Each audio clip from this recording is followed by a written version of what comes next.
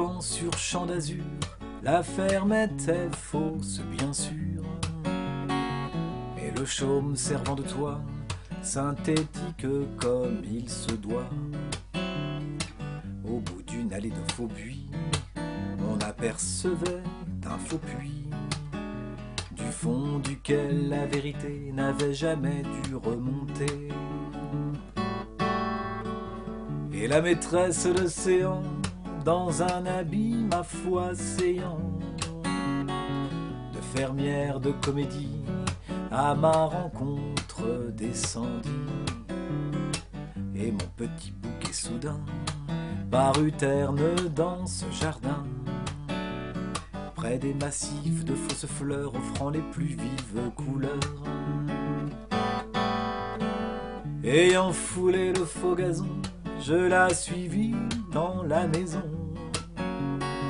où brillait sans se consumer un genre de feu sans fumée, face au faux buffet d'Henri II, aligné sur les rayons de la bibliothèque en faux bois, faux bouquins achetés au poids. Faux aubusson, fausses armures, faux tableaux de maîtres au mur, fausses perles et faux bijoux, faux grains de beauté sur les joues, faux ongles au bout des menottes, piano jouant des fausses notes, avec des touches de devant, pâleur ivoire aux éléphants.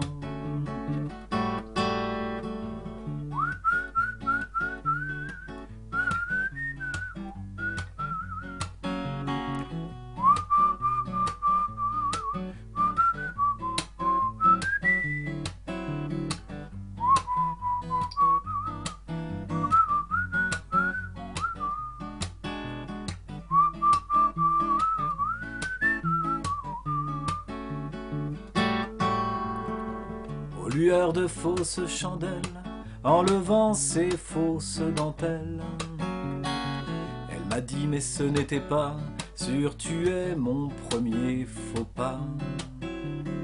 Fausse vierge, fausse pudeur, fausse fièvre, simulateur, ces anges artificiels venus d'un faux septième ciel.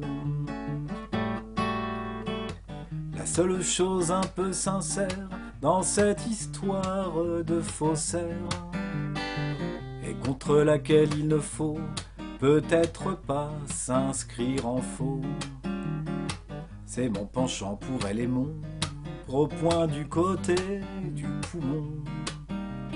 Quand amoureuse elle tomba d'un vrai marquis de Carabas,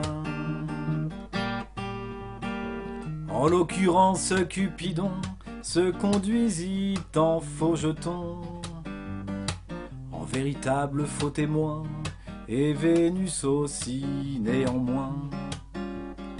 Ce serait quand même mentir, par omission de ne pas dire, que je leur dois quand même une heure authentique de vrai bonheur.